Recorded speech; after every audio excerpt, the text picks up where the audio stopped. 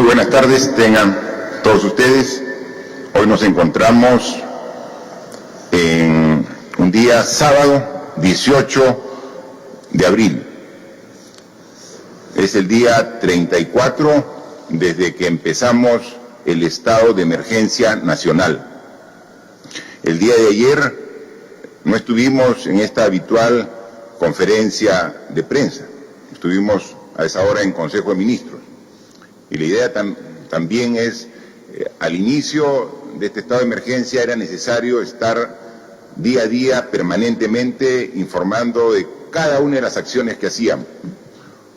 Hoy, ya 34 días después, es la evaluación de la evolución de la enfermedad, lo que hacemos día a día, y creemos oportuno seguir permanentemente comunicándonos con la población, pero no necesariamente todos los días, ¿no?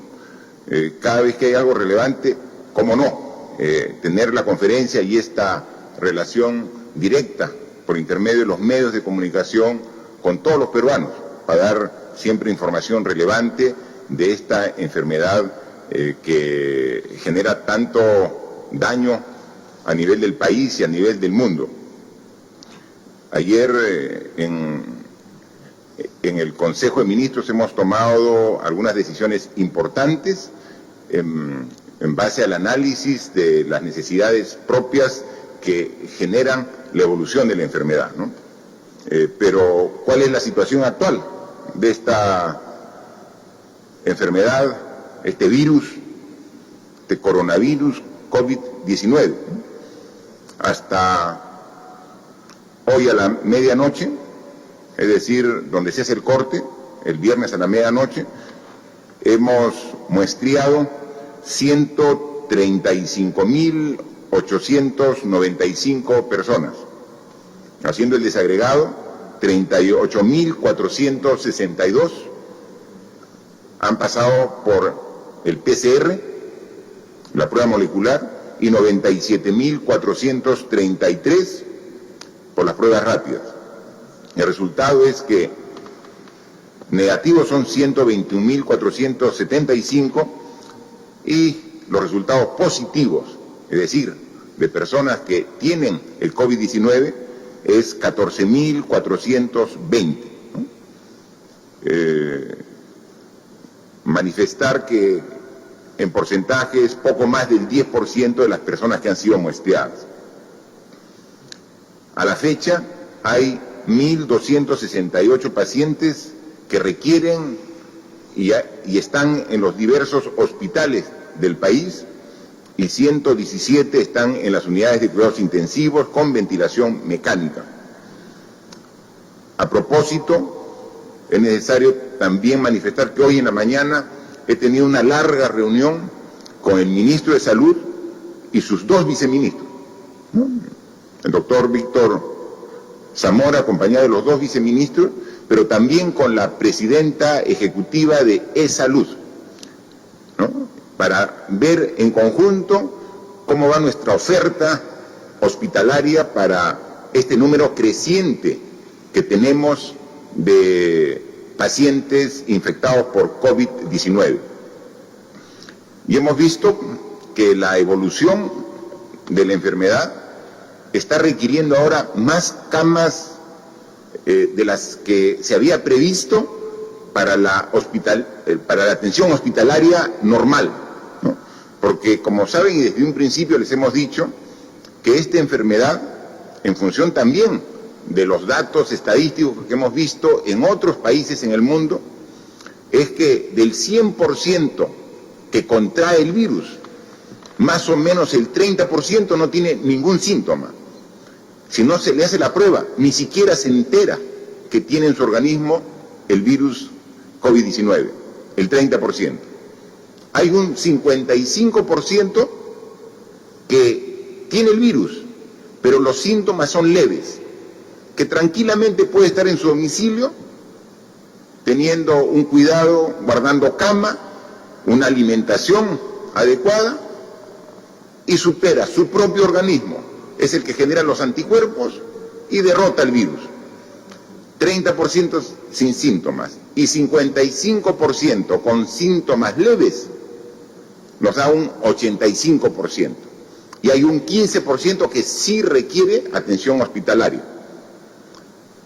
Un porcentaje importante de ello, atención hospitalaria sin requerir necesariamente unidad de cuidados intensivos. Nosotros hemos puesto mucha atención a mejorar nuestra capacidad de respuesta en cuidados intensivos.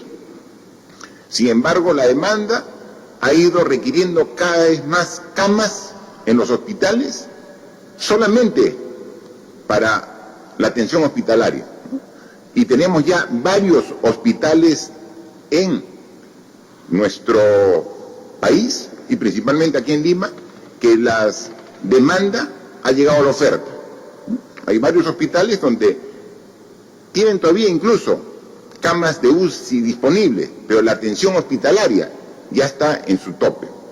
Entonces tenemos que tomar decisiones. No solamente debemos preocuparnos de mejorar la oferta en camas de cuidados intensivos, sino oferta hospitalaria en general para COVID-19. Entonces, en el transcurso de la próxima semana, se van a habilitar en los hospitales del Ministerio de Salud, se van a habilitar 274 camas más hospitalarias. Pero también vamos a incrementar la cantidad de camas disponibles para hospitalización en las torres de la Villa Panamericana.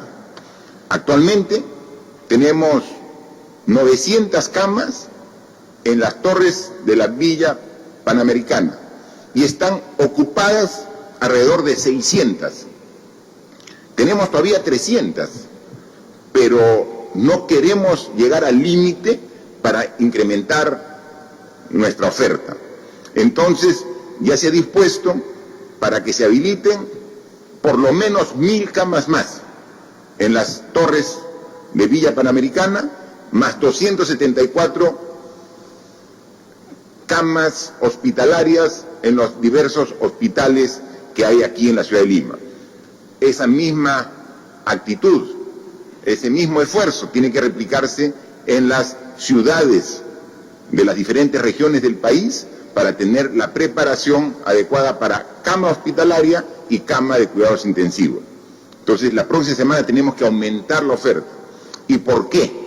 Porque, como lo dijo ya en varias entrevistas el ministro de Salud y también la jefa del Comando de Operaciones, la doctora Macetti, estamos justo estas 2 últimas semanas del mes de abril. Son las semanas donde la enfermedad va a estar en el pico más alto. Y obviamente el pico más alto es donde hay mayor demanda de atención hospitalaria. Y estamos en el límite de lo que podemos responder. Y estamos haciendo todo el esfuerzo. Y vemos que en muchos casos, incluso, la respuesta no ha sido la adecuada. Y estamos ahí coordinando estrechamente entre todos los actores para ver qué cambios hacemos para poder atender de manera adecuada a los pacientes que, teniendo el virus, requieren una atención hospitalaria. Y tenemos que incrementar la oferta. Entonces, en la próxima semana tenemos 2 torres más de la Villa Panamericana con 1000 camas adicionales para que pueda atender al incremento de la demanda. Y en los hospitales antiguos que vienen funcionando, tenemos que fortalecer también esta capacidad. Entonces, así vamos a estar preparados para que a la mayor demanda podamos atender dentro de las dificultades propias del sistema de salud, cuando estamos llegando a la parte más alta de requerimiento, poder atender de manera satisfactoria. Y lo hemos dicho desde un principio y nunca hemos dado información que no se ajuste a la verdad. Nuestro sistema de salud es deficiente, no de ahora, de antes. Es un sistema deficiente que tenemos que cambiarlo y corregirlo. Pero si ya era deficiente con esta epidemia tan agresiva, de alto contagio, obviamente sale a la luz estas deficiencias con mayor claridad. Y aquí no se trata de ocultar la deficiencia, es atenderla, es corregirla y es cambiar a futuro para que no vuelva a ocurrir. Y entonces ese es el esfuerzo que estamos pidiendo a todos los actores, con las limitaciones del caso. Equipos, materiales, implementos que se han ido adquiriendo en las semanas previas, gradualmente comienzan a llegar para dar gradualmente una mejor atención a todo el personal de salud que tan comprometidamente está luchando en este momento tan difícil para todos los peruanos. Para ello tenemos que aumentar en infraestructura, tenemos que estar viajando al país, tenemos que coordinar con las autoridades regionales. El día de ayer el presidente del Consejo de Ministros, que me acompaña aquí al costado, ha tenido una comunicación con el Consejo Directivo de la Asamblea Nacional de Gobiernos Regionales, precisamente para coordinar todos estos detalles y muchos más que se vienen presentando. Sabíamos que esto iba a ser muy complejo y sabíamos que cada vez iba a ser más crítico en la medida que íbamos llegando al límite de la capacidad de respuesta. Estamos ahí, pero eso no genera otra cosa en nosotros que mayor esfuerzo, mayor compromiso. Y seguimos trabajando y seguimos luchando para poder combatir esta enfermedad a pesar de lo difícil que se convierte en estos momentos de ascenso en la curva que alguna vez les hemos explicado. Pero para ello siempre hemos dicho que requerimos el acompañamiento del cambio de hábitos de la población.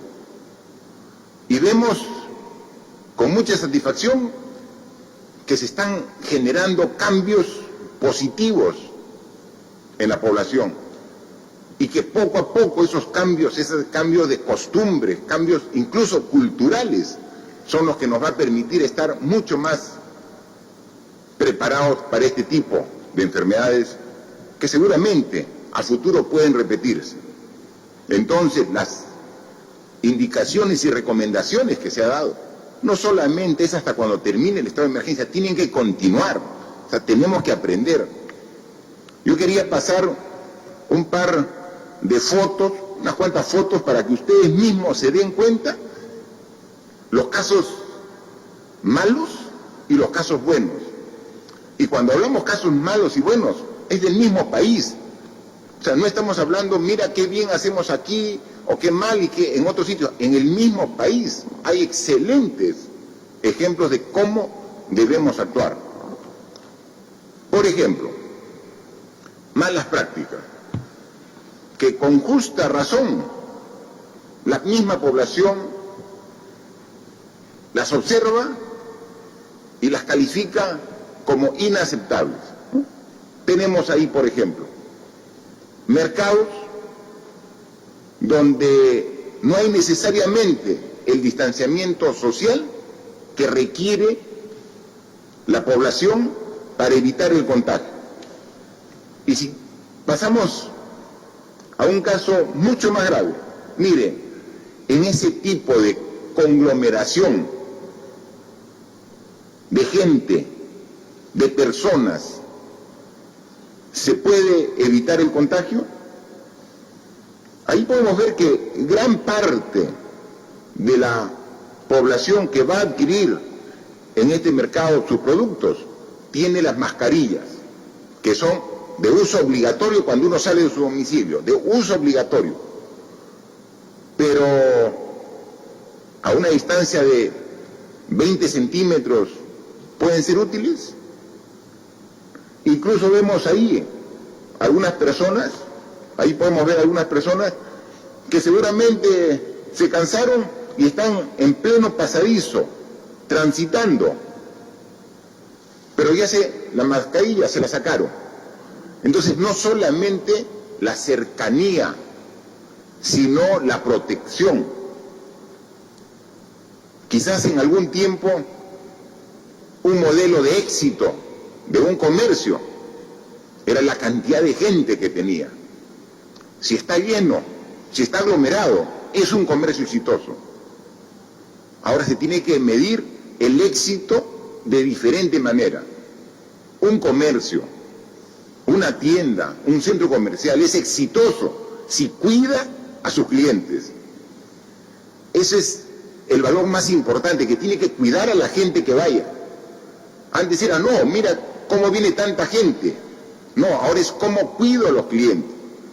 Y así como vemos estas malas prácticas, malos ejemplos, también aquí en el Perú hay buenos ejemplos. Miren, aquí en un mercado en Piura, miren el orden que guarda la gente para su ingreso, incluso con círculos pintados en blanco en el piso para mantener esta distancia mínima de 1 metro a los costados y adelante y atrás. Y entonces están haciendo su cola para ingresar, pero guardando la distancia social. Así evitamos el contagio. Entonces, esas son las prácticas que queremos. Hemos hablado de mercados itinerantes, le hemos dado presupuesto al Ministerio de Agricultura, coordinando con los municipios, estamos haciendo estos mercados itinerantes, donde vemos cómo, en este caso es aquí, en el municipio distrital de Bellavista, en Lima, vemos cómo va ingresando y ordenadamente en filas y con el distanciamiento social. Esta es la forma. Y esto no solamente tenemos que hacerlo hasta cuando dure el estado de emergencia, tiene que ser una costumbre que se mantenga a futuro, es fundamental, ¿no? Y además de la distancia social, que podemos verlo, por dónde es el ingreso, por dónde se retira, o sea, orden, limpieza, disciplina, son los valores que tenemos que cada quien respetar para evitar el contagio. Y en los mismos mercados itinerantes, al ingreso, se ponen estos módulos de agua con jabón. Y aquí tenemos las dos formas de protegernos. El agua con el jabón es una protección química, porque precisamente el agua con el jabón, con la espuma, con estos 20 segundos de lavado en mano, si es que hemos tocado alguna superficie donde estaba el virus, el COVID-19, y lo tenemos en nuestra mano, con el agua y con jabón lo destruimos, lo desintegramos al virus. Agua y jabón, con una aplicación química, el agua y jabón. Pero complementamos esta aplicación química con la física, que es la mascarilla. La mascarilla. Entonces la mascarilla es una barrera, es físico. El agua y jabón es químico, lo destruye al virus. Eso en los ingresos de los mercados. Tenemos que hacerlo, que esto no sea la excepción, que este tipo de actitudes sean la regla. Entonces, la responsabilidad de los mercados normalmente están a cargo de los municipios. Ahora no digamos, es el alcalde responsable, todos somos responsables, juntos hagámoslo, que cada mercado tenga estos módulos para lavado de manos con agua y con jabón, y que tengamos este ordenamiento para llegar a comprar nuestros alimentos, a comprar nuestros productos que requerimos, pero sin riesgo de contagiarnos. Y de todas maneras, siempre es necesario contar, como lo tenemos en estas ferias agrícolas itinerantes, con la verificación. Si voy a expender productos, tengo que usar de manera conveniente no solamente la mascarilla, si voy a manipular productos, con los guantes correspondientes, ¿no? Y al ingreso y a la salida de estos centros de abasto, tiene que haber un personal de salud verificando una de las características básicas que se dan a los que tienen el virus, la fiebre. Entonces medimos la temperatura. ¿Se da cuenta?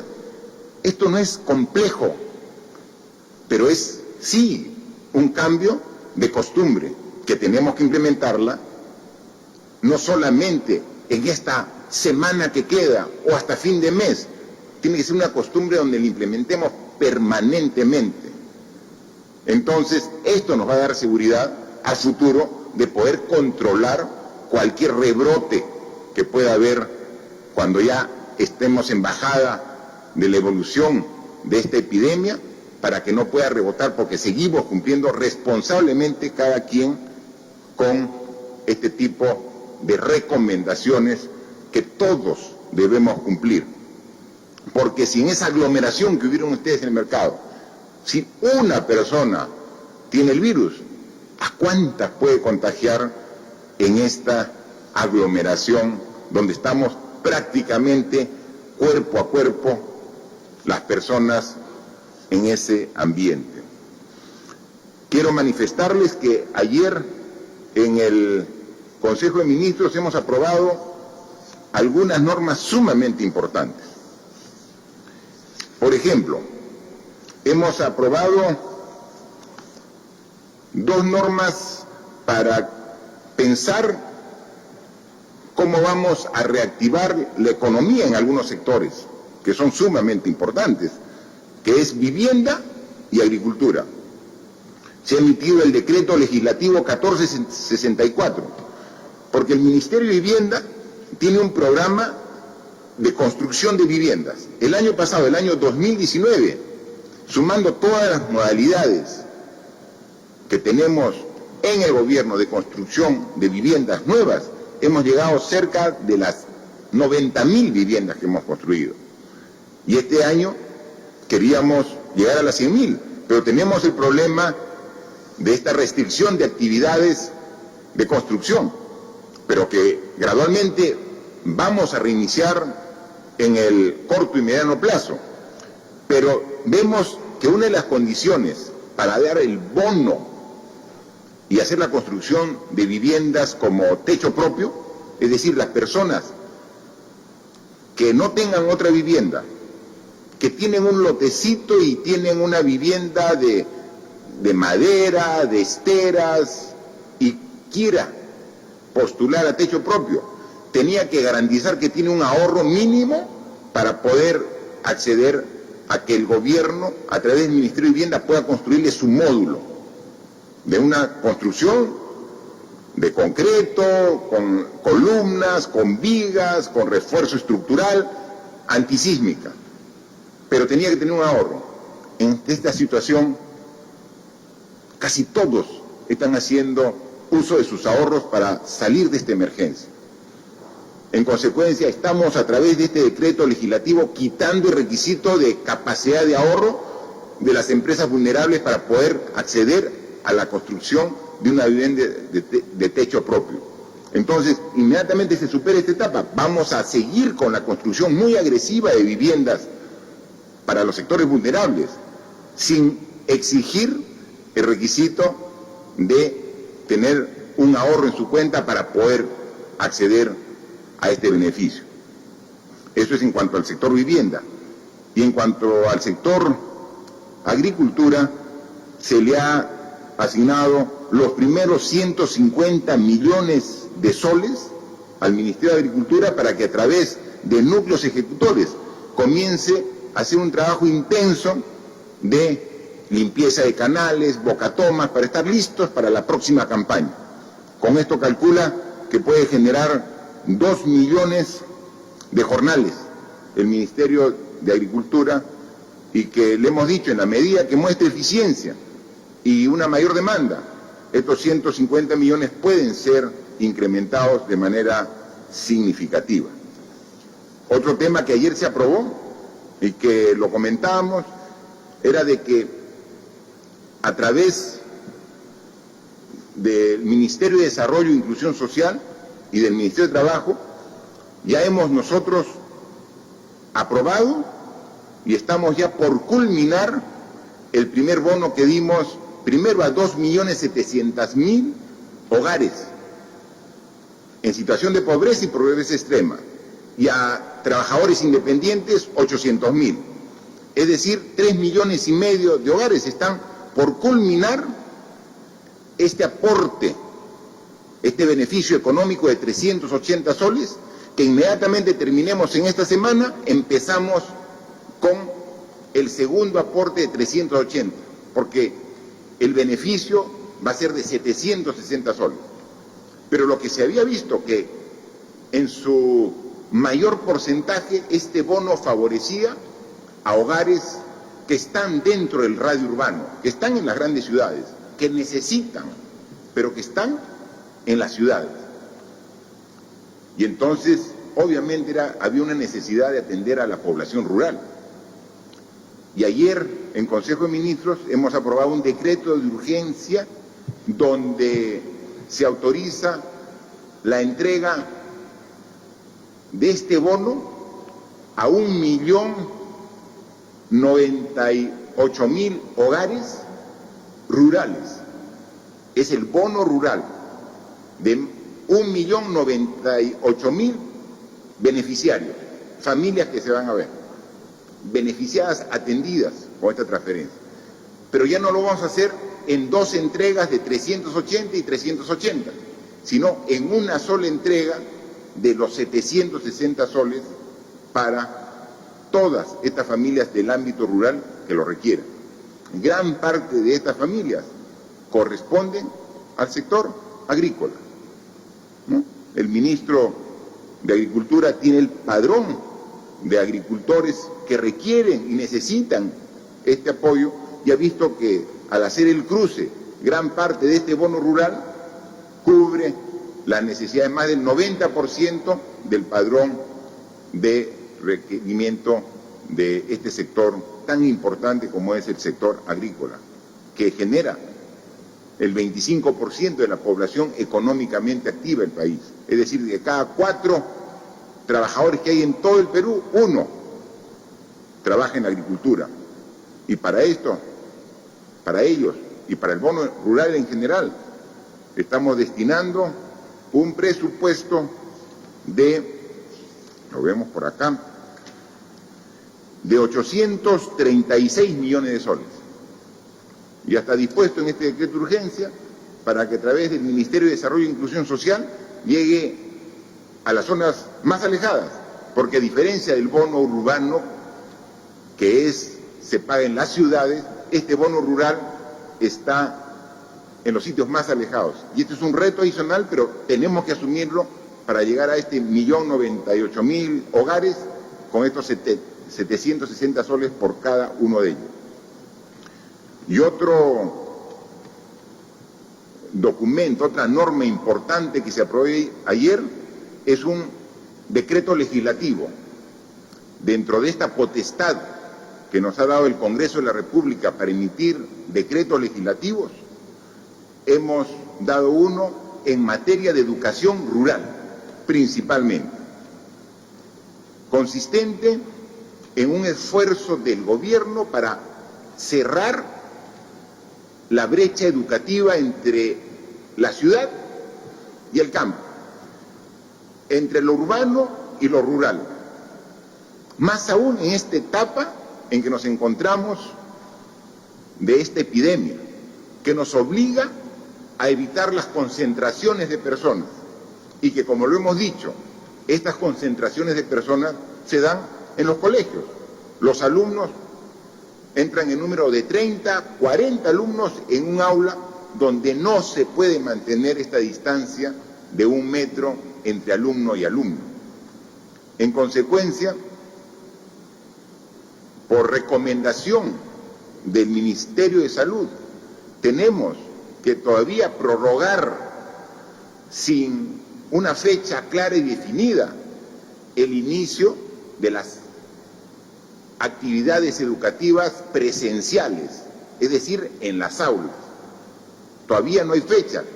Primero se planteó que debería ser la primera semana de mayo, pero no, es muy pronto. Y los niños, los jóvenes, son ciudadanos que merecen el máximo del cuidado de la sociedad y del Estado peruano. Entonces tenemos que a esos niños, a esa juventud estudiosa, no poner en riesgo para que se contagien en las aulas todavía, por un tiempo que no podemos ahorita definir, pero que no puede ser en un corto plazo. Pero como ya hemos iniciado la educación a distancia llega a través de Internet, a través de la televisión y a través de la radio. Pero lo que tenemos absolutamente claridad, que a través de Internet el contenido es más amplio. Y entonces quien tiene acceso a Internet va a tener acceso a mayor contenido que el que está alejado y que puede acceder a educación por los medios de comunicación, pero que está en desventaja. Y nosotros, como gobierno, tenemos que corregir esas brechas, esas desventajas. Entonces, lo que plantea este decreto legislativo son las disposiciones necesarias para reducir la brecha digital y facilitar el acceso a los servicios educativos no presenciales o remotos motivados por la emergencia sanitaria COVID-19 a la zona rural y a la zona urbana de alumnos en situación de pobreza. ¿Qué dispone, en resumidas cuentas, este decreto legislativo? Autoriza al Ministerio de Educación a adquirir, a comprar 719,000 tablets con servicio de Internet móvil para los alumnos del cuarto, quinto y sexto grado de primaria y de la secundaria completa del ámbito rural, y 123,780 tablets para los alumnos del área urbana, pero que están en el quintil 1 y 2 de pobreza. Es que lo que realmente necesitan. Son más de 840,000 tablets que estamos adquiriendo con Internet incluido, para que en el sitio más alejado del ámbito rural puedan tener acceso los alumnos a los mismos contenidos que acceden los alumnos de las ciudades. Como hemos dicho desde un principio, esta enfermedad nos trae mucho perjuicio, muchos daños, nos trae muerte en muchas personas, pero también hay que ver una oportunidad de un cambio. Y entonces, ante el reto de esta educación a distancia, también nos da la oportunidad de cerrar brechas entre la educación rural y la educación urbana. Con estas 840,000 tablets con Internet para los estudiantes, comenzamos a cerrar esa brecha. Incluso para las zonas alejadas, donde no hay el servicio de energía eléctrica, incluye la tablet con cargador solar. Estamos pensando de que esa tablet tiene que ser usada, y entonces vamos a tener esta oportunidad. Y una tablet, una computadora pequeñita, la tablet, que llega a un estudiante en el sector rural, alejado, no solamente llega al alumno, llega a toda la familia, y a través de esa tablet te conectas con el mundo. Va a tener un uso básicamente de carácter educativo, pero nada limita que la misma familia pueda darle otro uso para el acceso al amplio conocimiento que te permite la informática, la Internet. En consecuencia, con una inversión de alrededor de 600 millones de soles. Estamos haciendo un gran esfuerzo de cerrar esa brecha entre lo urbano y lo rural. Y obviamente también incluye algunas partidas para atender a los profesores. Los profesores también requieren tener el mismo nivel de respaldo informático para poder hacer la enseñanza correspondiente. Son 97.756 tablets para los docentes, con su debido servicio de internet móvil, como también los cargadores solares en las zonas donde no hay energía eléctrica. En consecuencia, las decisiones que tomamos ayer en ámbito del bono económico para el sector rural, el bono rural, más de 1.098.000 personas, familias que se van a ver beneficiadas, y aquí los niños, niñas, estudiantes que van a tener esta posibilidad, son los esfuerzos que tenemos que hacer para poder enfrentar esta situación tan complicada. Yo quisiera dejar a los medios de comunicación, si tienen, como todos los días que salimos en conferencia, las preguntas correspondientes, para aquí acompañado con el Premier, la ministra de Economía, el ministro de Educación, el ministro de Agricultura y el ministro de Salud, poder absorber cualquier interrogante. Por favor. Muchas gracias. Muchas gracias, señor presidente. Iniciamos las preguntas virtuales de los medios de comunicación con IDL Radio. Al presidente Martín Vizcarra. Así como ha anunciado una reforma integral al sistema de pensiones y parar los abusos de las AFPs y le ha pedido al Congreso que lo hagan juntos después de esta crisis, ¿se compromete de la misma forma a hacer la reforma integral del sistema de salud pública? Teniendo en cuenta que hoy las encuestas dan cuenta de que su gobierno tiene un alto nivel de aprobación, ¿servirá eso para iniciar esa reforma, al igual que la reforma política y judicial? Mire, como la interrogante sobre el sector salud, a ver el comentario del ministro de Salud, el cual yo lo complemento. Por favor.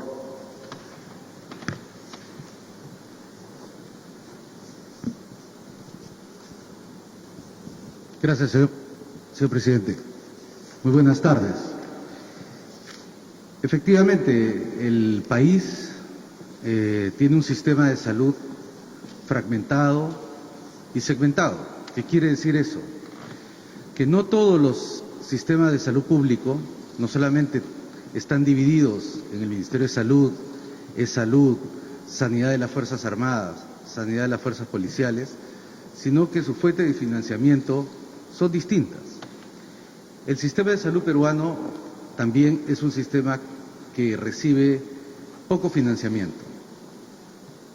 Recibimos aproximadamente 5.1% del Producto Bruto Interno, de la cual más de la mitad es público. No es uno de los sistemas que recibe más financiamiento en América Latina. Una de las formas que internacionalmente se busca para mejorar la eficiencia de los sistemas de salud es que estos fragmentos se puedan juntar, se puedan integrar, ganando así eficiencias, optimizando el uso de los recursos. Adicionalmente, como lo hemos visto en esta epidemia, se necesita invertir más para poder tener más recursos humanos, mejor pagados, con buenos niveles de seguridad y además renovar nuestras instalaciones, nuestros equipos, nuestros procedimientos. Tenemos que caminar hacia adelante, luego de esta epidemia, construyendo un sistema, como parte de las reformas, un sistema único de salud pública. Así ganaremos en eficiencia, en impacto, y eso sumará al bienestar de nuestra población, incluso reduciendo las brechas que existen entre aquellos que vivimos en las ciudades con aquellos que vivimos en las zonas rurales. Gracias, ministro.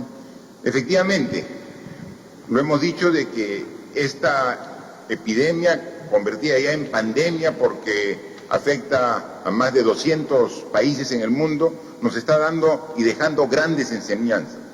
Y nos ha puesto claramente en la cruda realidad que no hemos puesto el énfasis necesario como país en sectores que eran tan importantes como es el sector salud.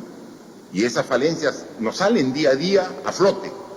Y entonces una de ellas es una salud por islas, una salud donde el mismo ciudadano que tiene su DNI, si va a un hospital, dice, por favor, quiero atenderme. No, usted vaya a la Seguridad Social. No, usted vaya al policlínico de la policía. No, usted vaya al hospital del MINSA. Oye, cuando uno con su DNI debe ir a cualquier hospital del Estado y tienen que atenderlo. Entonces tiene que haber una visión integral de la salud pública. Que eso estamos ahorita actuando de manera conjunta. Pero no saben lo difícil que es cambiar la mentalidad desde las más altas autoridades hasta los trabajadores que directamente realizan el servicio de salud, porque toda una vida se ha trabajado con ese concepto como islas, la salud, y ahí perdemos eficiencia. Entonces ahora lo estamos haciendo, es un uso de los recursos que tenemos en función de dónde se necesita. Si es un paciente que requiere hospitalización, vaya usted al hospital más cercano.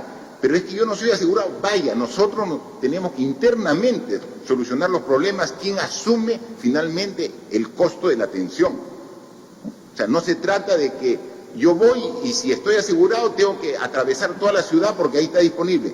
Eso es lo que estamos viendo. Pero en una emergencia como esto es más complejo, pero lo estamos haciendo. Pasado ello, tenemos que hacer.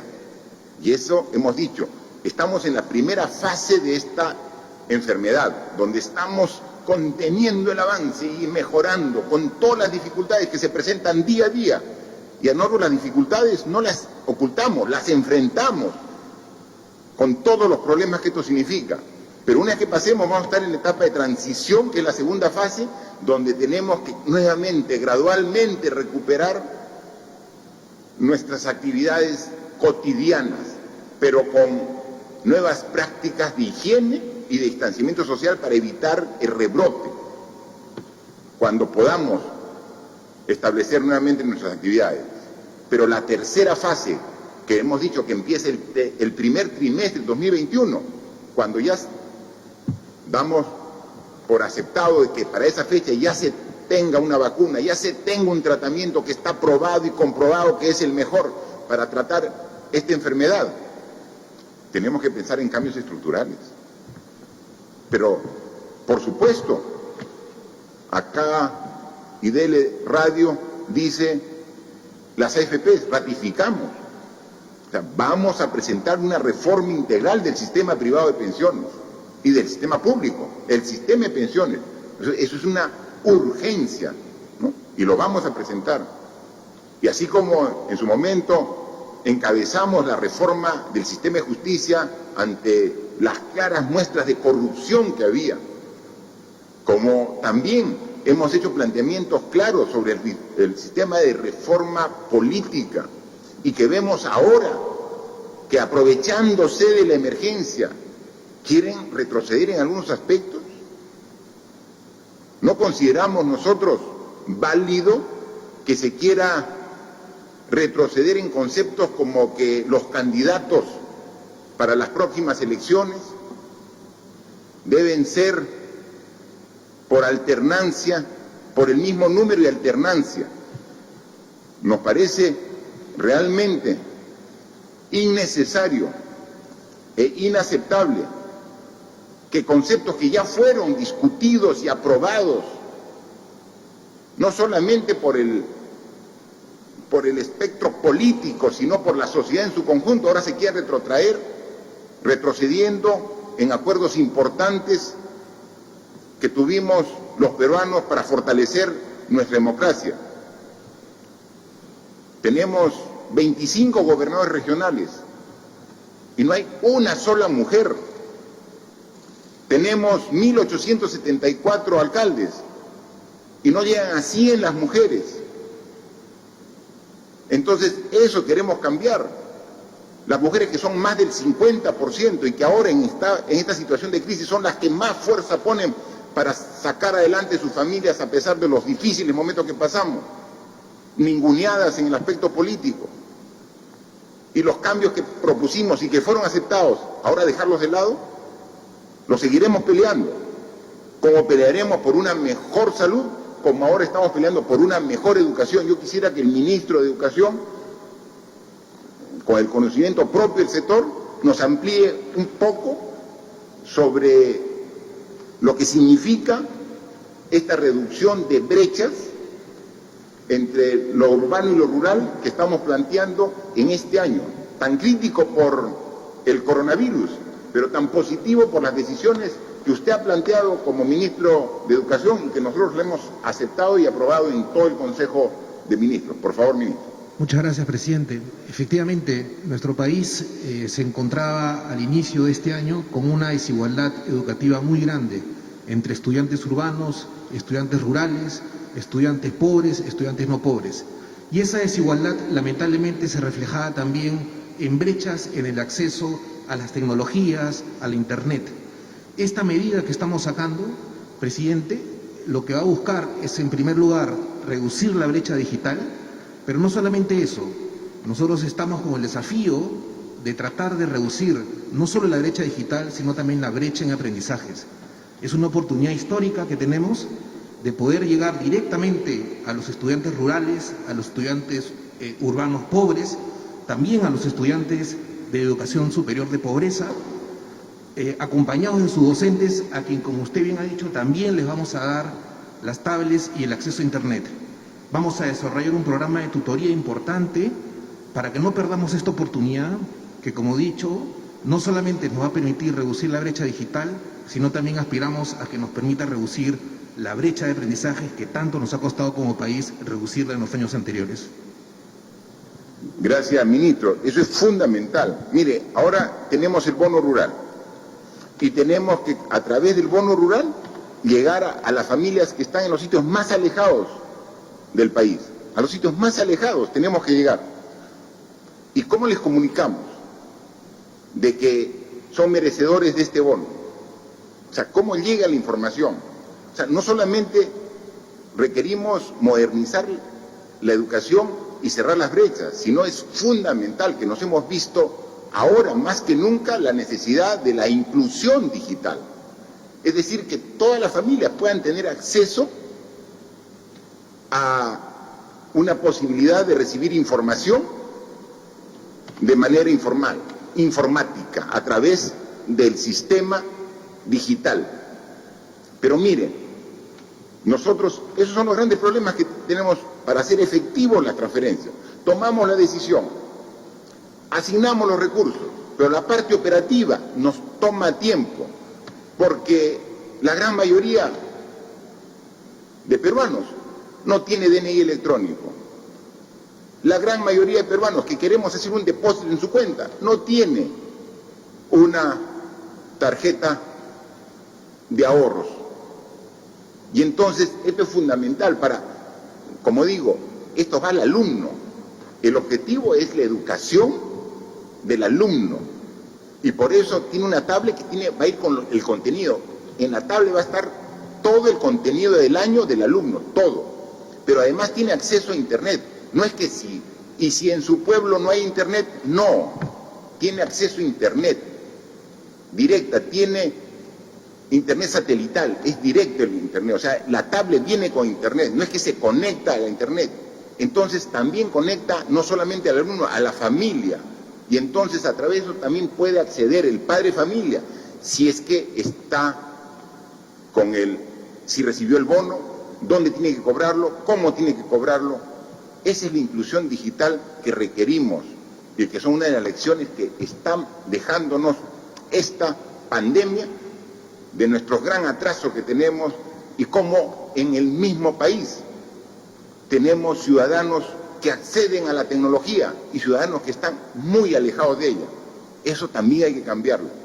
Así que Son retos nuevos y los vamos a asumir bien. Y así que, ¿y cómo van a aprender? Ustedes no han visto cómo los niños tienen esa habilidad para aprender ahora tan rápido los métodos y los mecanismos de los aparatos electrónicos digitales. Y obviamente para eso también es un soporte educativo e informática que se tiene que dar para el buen uso de estos elementos, ¿no? Por favor, la segunda. Siguiente pregunta es del diario El Tiempo de Piura. Piura se siente abandonada porque desde hace 2 días no hay pruebas. Exige la instalación de un comando COVID-19 nacional ante la ineficiencia de las autoridades regionales. ¿Cuándo se instala? Por favor, a ver el ministro de Salud. Muy buenas tardes, compatriotas en Piura. Esta es una oportunidad para informarle al país que hasta el momento se han instalado 17 comandos COVID en igual número de regiones. Uno de los primeros comandos COVID instalados en el país fue justamente el de Piura, a través de la Resolución Gerencial Regional 133 del 8 de abril, que incorpora, además de la Dirección Regional de Salud, la participación de las Fuerzas Armadas, de la Policía Nacional, de E-Salud y de las clínicas privadas. El día de hoy, el ministro de Vivienda, Rodolfo Yáñez, se encuentra en Piura para hacer seguimiento al plan COVID regional, además de hacer entrega de una importante dotación de equipos de protección personal para los trabajadores y las trabajadoras de salud en esa maravillosa región. Gracias, ministro. Por favor, la siguiente pregunta. Pregunta del diario Gestión. ¿Se mantiene la fecha que indicó que el 27 de abril se levantan las restricciones a algunas actividades? ¿En estas se adelantaría el delivery? ¿Qué protocolos seguirían? ¿Cuándo se inician los créditos de Reactiva Perú? ¿Y por qué no separar una parte solo para las microempresas? Por favor, ministra de Economía, si responde esa pregunta.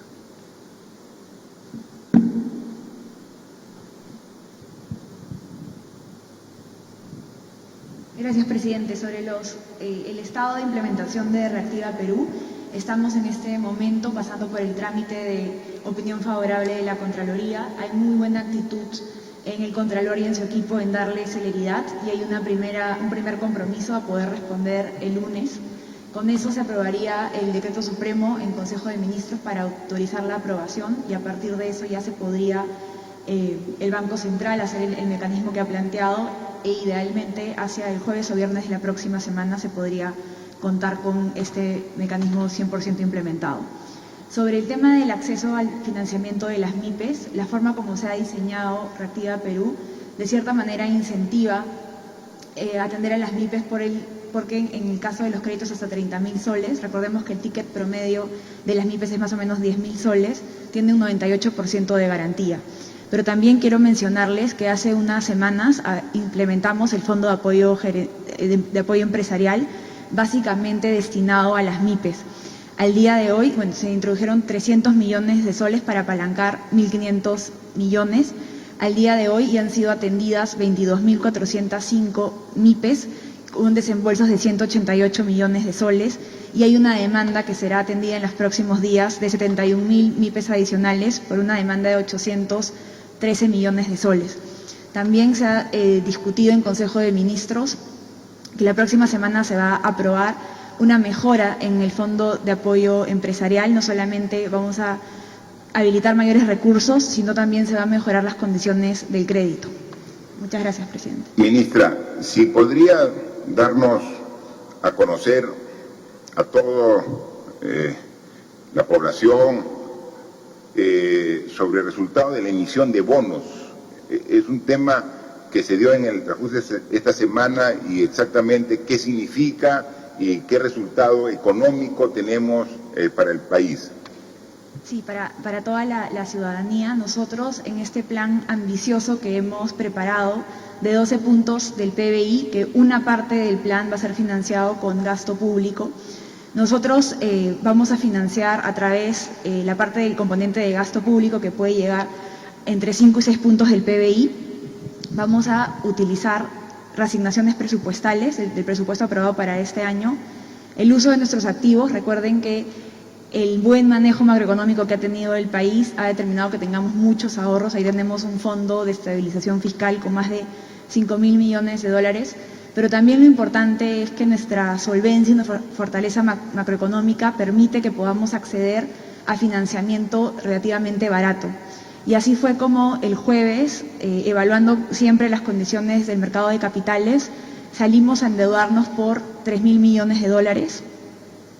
Dos récords importantes que hemos batido es que se nos ha ofrecido casi 7 u 8 veces lo que hemos pedido, ¿no? Yo puse como ejemplo, es como si saliéramos a pedir que nos presten 100 soles y somos tan creíbles y tan confiables que nos ofrecen 800 soles ante el pedido de 100 soles. Y el otro récord que hemos batido como país es que hemos alcanzado las tasas más bajas de interés. ¿Esto qué significa? El crédito que estamos pidiendo tiene un costo muy por debajo de lo que la República de Perú ha pagado en los últimos años. Esto no solamente refleja la confianza de los inversionistas en el Perú, en su fortaleza macroeconómica, pero también una confianza en la estrategia sanitaria y el plan económico que estamos implementando para salir adelante. Muchas gracias, ministra. Definitivamente, el hecho de que en una situación de crisis salgamos como país a emitir bonos, cuando incluso algunos analistas decían que era un poco riesgoso, y salgamos y el resultado haya sido tan ventajoso para el Perú que hayamos generado tanta demanda. Se ofrecían 3.000 millones de dólares en bonos y ofrecieron, o sea, se interesaron por 25.000 millones de dólares. O sea, fue una muy grande demanda y a intereses muy beneficiosos para el país. En consecuencia, esto complementa con las medidas que vamos tomando, porque por un lado asumimos compromisos tan importantes en temas de salud, en temas de educación, que significan un monto del Estado peruano, ¿no? Pero por otro lado estamos asegurando los recursos necesarios de diferentes fuentes para que de manera responsable podamos afrontar a todo lo que nos estamos comprometiendo. Entonces vemos que se va encontrando ese equilibrio que era sumamente necesario para poder tener seguridad de la implementación de las medidas en esta primera fase, como también va a haber medidas importantes en la segunda fase para lograr que el país tenga la salida de esta enfermedad y que luego el próximo año podamos nuevamente retomar la senda del progreso y desarrollo que todos confiamos va a ser así. Siguiente pregunta de Caretas. ¿Cuáles son las fases de reactivación económica una vez que se termine la cuarentena y qué decretos de urgencia están pensando para ayudar a la población más vulnerable? Sobre las pruebas rápidas. Esta semana falleció el congresista Glider Ushñahua de Pucallpa, quien salió negativo en esta primera prueba, pero después con la prueba molecular dio positivo. ¿Funciona o no las pruebas rápidas? Señor presidente, información de hoy advierte que la unidad de cuidados intensivos del Hospital 2 de Mayo ha colapsado. Por otro lado, el Hospital de Ate ya no recibe pacientes. En hospitales de provincia ya ni siquiera tienen implementos para que el personal médico se proteja. ¿Cómo se está atendiendo esa emergencia? Por lo amplia de la pregunta de Caretas, voy a pedir que responda la primera parte de temas económicos la ministra de Economía y Finanzas nuevamente, y luego complemente el ministro de Salud. Ministro, por favor. Gracias, presidente. Efectivamente, nuestro plan ambicioso tiene una etapa de contención y una etapa de reactivación económica. Nosotros ya hemos dado algunos pasos con miras a la reactivación económica. Los dos, tanto el decreto legislativo de saneamiento como el decreto de urgencia de agricultura, es una muestra de que ya estamos pensando en esa etapa. También durante esta etapa vamos a contar con instrumentos tributarios y con instrumentos de gasto público. Sobre temas tributarios, por ejemplo, el día de ayer se aprobó también en Consejo de Ministros la ampliación del régimen especial de recuperación anticipada del IGB hasta el 31 de diciembre del 2023. Este tipo de medidas que van a ser aprobadas en el marco de las facultades buscan incentivar la actividad empresarial y también generar liquidez a las empresas. Otro componente del plan de reactivación, estamos planificando un plan de gasto público importante en temas de compras públicas, en temas de programas de mantenimiento. De hecho, ya se ha aprobado estos núcleos ejecutores para agricultura y también una propuesta muy ambiciosa para mejorar, darle mucha celeridad a la inversión pública. Estas son medidas, algunas transversales, pero también estamos preparando un paquete específico para los sectores que se están viendo más afectados, como el sector turismo. El objetivo de la etapa de la reactivación económica es regresar al crecimiento potencial que necesitamos para dar el salto al desarrollo. Gracias, ministra. Por favor, ministro de Salud, en la parte que le corresponde la pregunta. Permítame, en primer lugar, hacerle llegar las condolencias a la familia del excongresista que lamentablemente falleció en nuestro servicio de salud. Inmediatamente conocido el hecho, di las indicaciones para que el jefe de su salud, que es la Superintendencia de Servicios de Salud, acuda a Ucayali junto con un equipo de profesionales para investigar las condiciones en las que se dio el tratamiento, tanto antes, durante como después. Espero recibir el día de hoy un informe preliminar y, por supuesto, el informe final que dé cuentas exactamente de lo que pasó con el excongresista. En segundo lugar, como ya lo ha explicado el señor presidente, en materia de uso de los servicios, nosotros estamos en estas 2 semanas viviendo la última o la más alta etapa de la epidemia y por lo tanto estamos con un incremento notable de casos que llegan a nuestros servicios, tanto los servicios de hospitalización como los servicios de internamiento para condiciones graves.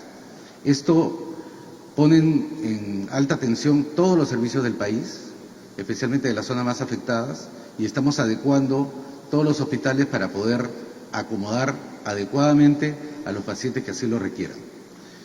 Efectivamente, este proceso no es sencillo, significa la interacción de distintos procedimientos, distintas formas de actuar de los distintos subsistemas, pero creo que durante este mes nos hemos preparado adecuadamente para ampliar la oferta y lo seguiremos haciendo. En tercer lugar, en materia del protocolo de atención, también está en constante revisión, lo que incluye, por supuesto, los métodos de diagnóstico. Siempre hemos afirmado, y lo seguiremos haciendo, que el principal método es el método molecular y secundado por el método serológico. Ambos métodos tienen sus pros y sus contras, sin embargo, los tratamos de poner a disposición de toda la población cuando así lo requiera y cuando así lo podamos disponer en nuestro arsenal. Gracias. Efectivamente, ministro, como usted bien lo manifiesta, estamos haciendo todo el esfuerzo para atender a las personas que en todo el país se contagian del virus, del COVID-19 y que requieren hospitalización. Ya son más de 14.000 personas que tienen esta enfermedad y de las cuales son alrededor de 1.300 las que ya requieren hospitalización. Tenemos un sistema de salud que sabemos que tiene una serie de eficiencias y que prácticamente en un mes 1.300 personas vayan a requerir hospitalización, obviamente genera este tipo de problemas que lo reconocemos y que seguramente estas deficiencias generan un malestar, un rechazo, no solamente en las personas directamente perjudicadas por estas deficiencias, sino en la colectividad en general. Y no es que nosotros desconozcamos ello, muy por el contrario. Hoy, como les informé al inicio, hemos tenido una reunión específica con las autoridades responsables de todo el sistema de salud para ver qué adicionalmente tenemos que hacer para tener una mayor y mejor respuesta. Entonces, ¿hay problemas? Por supuesto que hay problemas. Cuando de un momento a otro tenemos más de 1.300 pacientes nuevos, todos que requieren hospitalización, algunos no necesariamente, pero que requieren un control clínico, telefónico, hasta su domicilio, y muchos de ellos hemos tenido hasta cerca de 200 o más requiriendo las unidades de cuidados intensivos. Todo eso en un mes. O sea, es una demanda que apareció de frente en un mes y que coge a un sistema de salud con una serie de deficiencias. ¿Qué medidas tomamos nosotros? Primero, tratar de bajar esa demanda. Si no hubiéramos tomado las medidas que todos los peruanos de manera solidaria estamos asumiendo y respetando de este estado de emergencia, no serían 1.400 pacientes hospitalizados, sino serían más de 10.000, y no serían un requerimiento de 200 UCIs, ahorita tendríamos más de 800 demandas de UCI.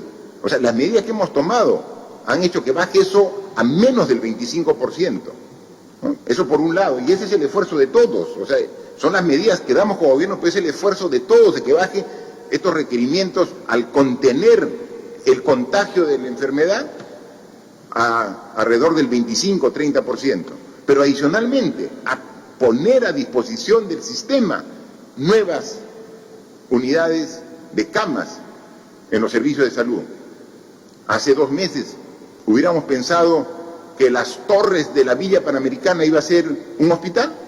No, pues tomamos la decisión, dijimos ahí, y hay 900 camas, y en una semana van a haber 1.000 más, y vamos a llegar a las 3.000 camas. O sea, esas son las respuestas.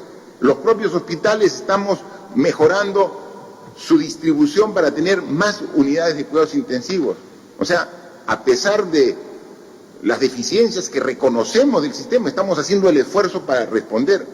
En algunos casos, ocurren casos como lo del ex congresista Ushnagua, al que lamentamos profundamente, el de él y de muchos pacientes que por no tener la capacidad en ese momento, y también en unos temas de falta de una adecuada coordinación del sistema de salud, no permiten la atención oportuna como queremos de todos los pacientes que requieren atención hospitalaria. Ese malestar que genera este tipo de casos también lo compartimos. A nosotros también nos molesta cuando vemos esos casos. Y en este caso es porque era una persona obviamente conocida porque ha sido excongresista. Pero también nos molesta cuando no podemos atender en el momento y en la oportunidad de vida a personas que no necesariamente son conocidas, pero que generan el mismo dolor en su familia, en sus seres queridos. O sea, el esfuerzo por eso es día a día. Por eso día a día vemos qué más podemos hacer. Y no escatimamos esfuerzo. Y ahora estamos transfiriendo más presupuesto para que se habiliten más torres de los Panamericanos, para que las personas que se contagien tengan dónde ir, tengan una cama que los pueda atender en un hospital, tengan el servicio de enfermeras, de médicos, todo el personal. O sea, es un esfuerzo grande. O sea, no nos quedamos de brazos cruzados, a pesar que esos casos como el que se han visto generan la molestia, el rechazo de nosotros también. Tenemos que seguir trabajando para corregirlo, y ese es el reto. Aquí tenemos decisiones que nos dan en algunos aspectos tranquilidad, pero tenemos resultados que también a nosotros nos generan incomodidad. Lo que hay que hacer ahí es renovar el compromiso, sacar más esfuerzo, más trabajo para corregir esa situación, y lo vamos a hacer. Y estamos en la etapa difícil de la enfermedad, porque han crecido los casos como estaba previsto y están llegando al límite donde podemos responder. ¿Y qué estamos haciendo? Aumente ese límite. Pero es difícil, sí es difícil, pero no imposible, lo podemos hacer. Y esto estamos incrementando la capacidad de respuesta mientras que sube la capacidad de la demanda, y ahí tratando, y vamos a seguir eso hasta el final. De eso se trata. Nunca pensamos nosotros al inicio de que esto iba a ser una enfermedad simple, no, sabíamos lo complejo. Basta ver nomás cómo sistemas de salud de países desarrollados, del primer mundo, que parecía que tenían todo bajo control, miren cómo están, cómo se cuentan los afectados, las muertes por cientos, por miles. Entonces nosotros, el reto es aún mayor, para siendo conscientes de nuestras limitaciones, esforzarnos el doble, el triple, para poder responder a los requerimientos, ¿no? Así que seguimos trabajando y seguimos ratificando, y nuevamente a las personas que lamentablemente han fallecido producto del virus, el COVID-19, nuestro pesar para las familias, y esas muertes también nos llaman a redoblar nuestros esfuerzos para, como Estado, hacer lo posible para mejorar la respuesta y tratar que futuro sean las menos posibles. Por favor. La última pregunta es de la Asociación de Prensa Extranjera en el Perú. Presidente Vizcarra, en torno a la suspensión perfecta y al plan de financiamiento para las empresas, ¿puede o no una empresa grande o pequeña que se está acogiendo al plan de incentivos tributarios, subsidio a las planillas y hasta las líneas de crédito de Reactiva Perú acceder a la suspensión perfecta de trabajadores? En cuanto al tratamiento de fallecidos por coronavirus en Perú, ¿cuántos crematorios están funcionando en este momento en Lima y en todo el país para estos casos? Y de los 300 fallecidos que se reportó hasta ayer viernes, ¿cuántos ya han sido cremados y cuánto están en espera? Bien, de igual manera, la Asociación de Prensa Extranjera formula su pregunta, que lleva a una respuesta primero de la ministra de Economía y Finanzas y luego del ministro de Salud. Por favor. Gracias, presidente. Los programas que estamos implementando lo que buscan es mantener la cadena de pagos y, lo más importante, evitar que se pierda la capacidad productiva del país para de esta manera preservar empleos. Es muy importante que la reactivación económica se pueda hacer con una capacidad preservada, con los empleos preservados. Pero también somos conscientes que la realidad de las empresas es heterogénea, es distinta, y también sabemos que esta medida que ha sido aprobada de suspensión perfecta tiene que ser la última instancia, y dada esta diversidad que hay en la situación de las empresas, nosotros no solamente vamos a evaluar todos los días la implementación de nuestras medidas para que sean efectivas, pero esta medida en particular va a ser evaluada caso por caso cuando el Ministerio de Trabajo evalúe que cada empresa pudo hacer los máximos esfuerzos. Muchas gracias. Muchas gracias, ministra. Por favor, ministro. La epidemia que enfrentamos inevitablemente producirá el fallecimiento de algunos de nuestros compatriotas. Es nuestro objetivo como sector salud que cada una de estas personas sea tratada con dignidad y respeto hasta el final de sus días y después de ella, al igual que sus deudos.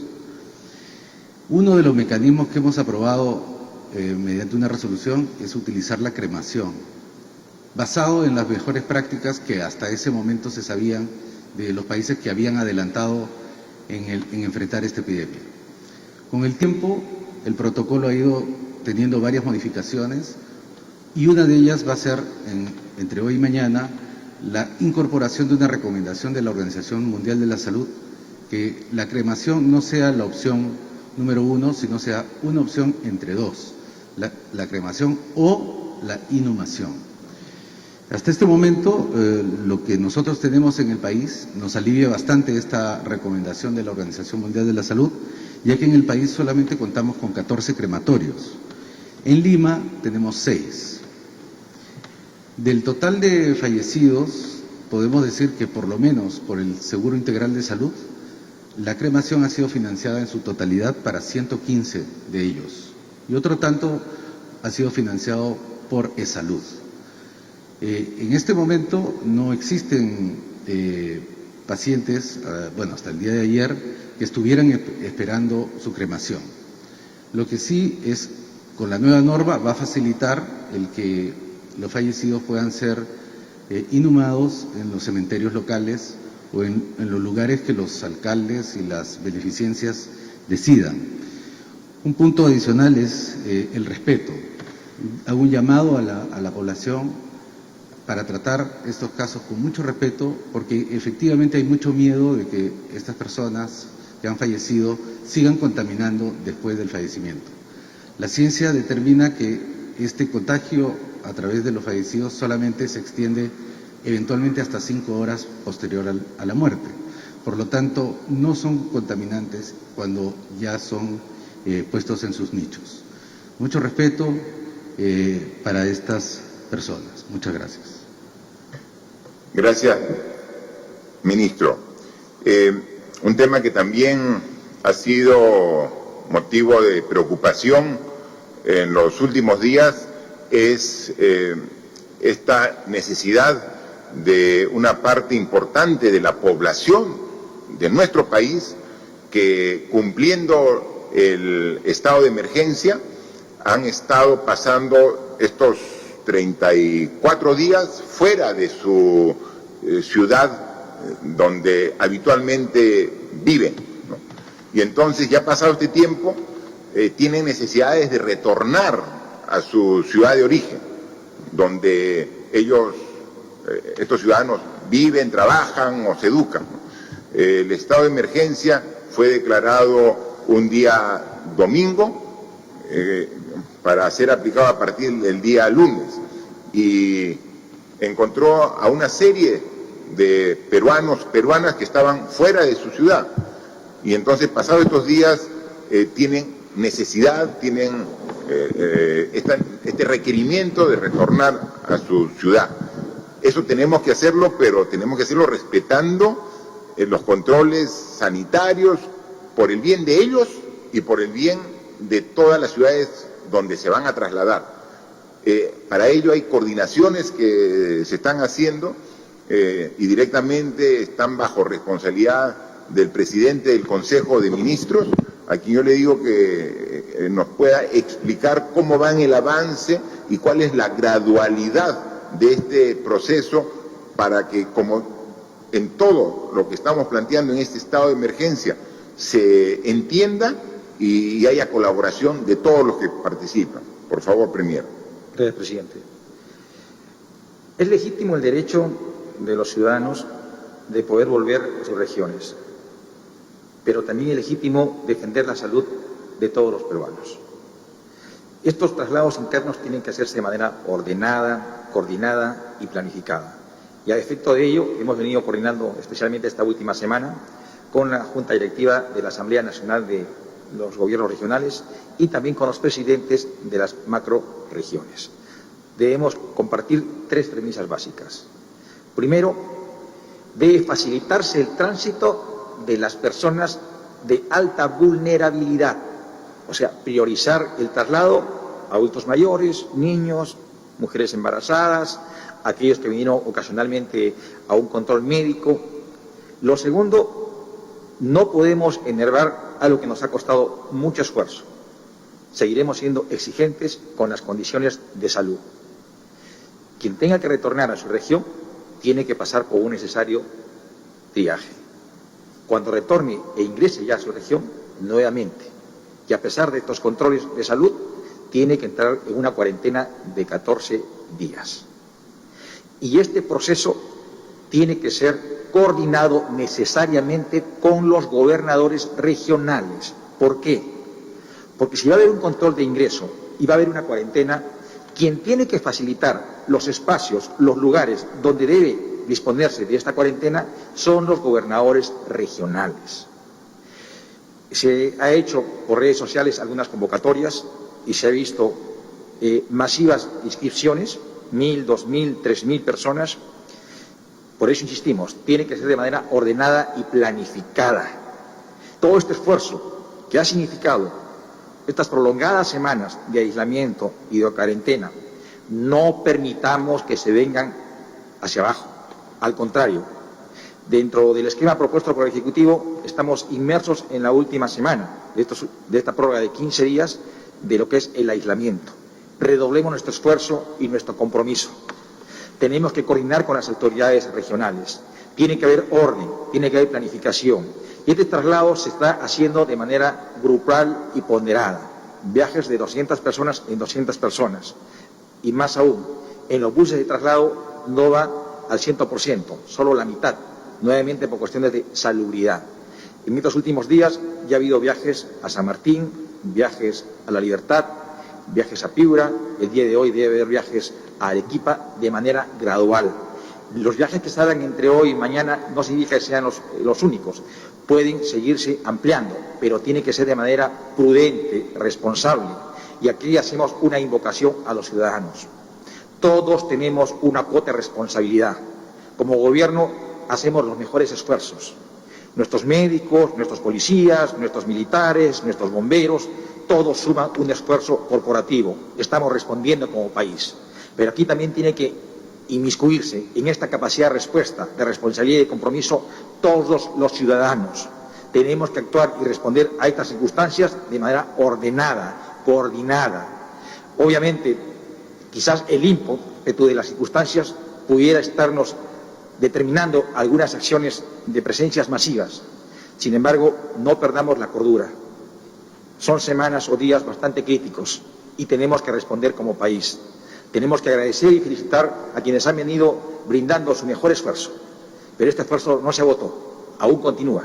Y hacemos esta reiterada invocación para que estos traslados se hagan de manera coordinada, siempre apelando a su autoridad inmediata, que es el gobierno regional, quien está en permanente articulación con el gobierno nacional. Y más aún, no estamos dejando solo a los gobiernos regionales. Hemos dispuesto que las autoridades de INDECEN, cuya jefatura la tiene el general Jorge Chávez, estén dando un permanente soporte a las autoridades regionales. Muchas gracias, Premier. Un poco resumiendo lo que hemos informado el día de hoy, resaltar que se ha aprobado el decreto de urgencia, donde vamos a transferir 760 soles a cada una de 1.098.000 familias identificadas dentro del sector rural del padrón que tiene el Ministerio de Desarrollo e Inclusión Social, que siempre en el ámbito rural tenemos que manifestar que con este esfuerzo de cerrar la brecha en esta educación a distancia, que no podemos iniciar, y hay que ser absolutamente claro, esta segunda etapa de la enfermedad, lo más seguro, y eso lo venimos conversando con el ministro de Salud, con los que son especialistas en la materia, no podemos concentrar población, y los estudiantes son población que se concentra en las aulas de estudio. Entonces tenemos que pensar en un mediano plazo futuro para que puedan reiniciarse las clases. Entonces no tenemos fecha prevista para el inicio de clases, y tal como finalmente lo recomienda el propio ministro de Educación, dice: yo tengo que hacer mi programación como que este año va a ser clases remotas. Si en el proceso se ven que están dadas las condiciones para iniciar, se iniciará, pero yo tengo que hacer una programación para que el año 2020 sean las clases a distancia. Ese es el planteamiento y el orden que tiene en su estructura el Ministerio de Educación. O sea, prevé que todo el año va a ser clases a distancia, precisamente para evitar la concentración de alumnos que se contagien y llevan el virus a sus casas. Entonces, para evitarlo, toda la programación, si en el análisis, en estudio, en los meses se ve de que el tema está seguro y se pueden convocar a clases presenciales, se verá en su momento, pero el orden, la programación del Ministerio de Educación es para concluir el año 2020 con clases remotas a distancia, y para eso entonces ya plantea el mecanismo de ayudar con elementos y equipo informático a los alumnos rurales y a los urbanos de escasos recursos económicos. ¿Cuántos son ellos? 840.000 alumnos que van a tener su tablet con internet conexión permanente, ¿no? Entonces, y los profesores también en ese sentido con esta ayuda tecnológica. Con esto vamos a ver, que va a haber problemas seguramente como todo cambio y toda decisión, pero son problemas que solucionando estamos mejorando no solamente la educación, sino estamos cerrando la brecha que siempre ha existido. Que pensando en que ya dentro de las siguientes semanas tenemos que haber un proceso de movilización económica, activación económica, se ha dado ya un presupuesto para que unidades ejecutoras de agricultura tengan dinero para comenzar a partir del próximo mes a hacer trabajos de limpieza de canales, bocatomas, infraestructura de riego en todo el país, generando millones de jornales para este fin. A través del Ministerio de Vivienda vamos a comenzar a construir las viviendas de techo propio sin pedir que el beneficiario tenga capacidad de ahorro en una cuenta.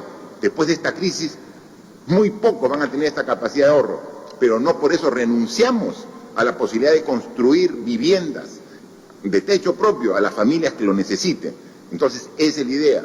Y también generamos puestos de trabajo, reactivamos la economía y cumplimos una función social de dar viviendas dignas a los peruanos. También, otra noticia que tenemos reciente en esta semana es que ya la autoridad de la reconstrucción con cambios ya calificó y quedaron 2 países en este proceso que ha hecho de selección para las obras grandes de la reconstrucción que todavía están pendientes a través de gobierno a gobierno. Es decir, apenas salvemos esta situación de esta enfermedad del COVID-19, ya estamos listos para poder comenzar no solamente las múltiples y miles de proyectos pequeños y medianos que se han hecho en reconstrucción, sino los grandes proyectos de soluciones integrales de los ríos, desde Tumbes, Piura, Lambayeque, La Libertad, Ancas, Lima, Ica, todos esos proyectos integrales, que es no solamente en el cauzamiento de los ríos, sino que viene desde el trabajo, desde la parte, todo eso ya está listo para que inmediatamente ya calificó a los 2 gobiernos que están esperando. Entonces estamos pensando en la enfermedad que nos llama el 90% de nuestra atención, trabajando mañana, tarde, noche, madrugada para ver los problemas que se presentan. Pero tenemos que un poco de nuestro tiempo también estar pensando ya en el mediano plazo para ver cómo nos preparamos para la educación, para la salud, para la reactivación económica. Todo estamos viendo y sin perder de vista de que se quiera aprovechar para que avances importantes de acuerdos y consensos políticos como la paridad y alternancia quieran dejarse de lado. Entonces todo eso tenemos que ver y tenemos que ver, por ejemplo, coordinar con los alcaldes, porque ya le transferimos el presupuesto para este apoyo en canastas de víveres para primera necesidad de las familias que más necesitan. Recién yo le pregunto a la ministra de Economía y solamente hay un avance del 37%, es decir, todavía el 63% de los 220 millones que transferimos a los municipios no se han ejecutado. La gente después de un mes, obviamente los vulnerables tienen esa necesidad y tienen más necesidad que hace un mes. Entonces, alcaldes, ayúdennos, todos somos parte de este gobierno, de este Estado que queremos apoyar en esta situación de crisis. Apuremos los procesos, lleguemos con esos víveres a las familias más vulnerables que están en su distrito, ayúdenos. 37% de ejecución es poco, necesitamos que sea el 100% y si se requiere más se verá en su momento para dar un nuevo monto, pero usen el presupuesto que le hemos dado, con el esfuerzo de todos, mejorando las prácticas como hemos visto en estas fotos, donde hay ejemplos que sí demuestran un esfuerzo de cambio de costumbres, de actitud para evitar el contagio, con las medidas que estamos dando, a pesar de los duros momentos que estamos viviendo actualmente por el crecimiento y la demanda cada vez mayor de todo este esfuerzo hospitalario. Yo estoy seguro que vamos a seguir adelante, fuerza, con optimismo, con realismo, pero con la convicción de que tenemos que seguir trabajando todos unidos para enfrentar esta enfermedad tan fuerte que afecta a todo el mundo. Muchas gracias.